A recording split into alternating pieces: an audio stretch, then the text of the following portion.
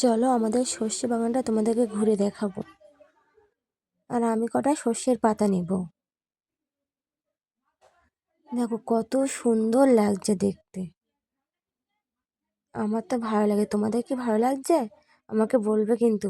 ভালো লাগলে আরেকদিন তোমাদেরকে দেখাবো। চলো এবার কটা পাতা নিয়ে নেই, একটু বেশি মতন করে নেব। এই পাতাগুলো হলেই হয়ে যাবে। 5 মিনিট ভাপ দিতে হবে। চলো 5 মিনিট ভাপ দিয়ে নিই। ভাপ দেওয়া হয়ে গেছে।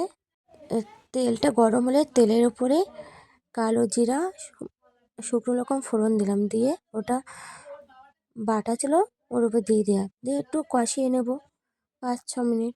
একটু হলুদ দিলাম, একটু লবণ দিলাম, আর কিছু না। দিয়ে কষিয়ে কষিয়ে নামিয়ে নেব। এটা খুবই ভালো লাগে, তোমরা খেয়ে দেখো, আমার তো ভালো লাগে।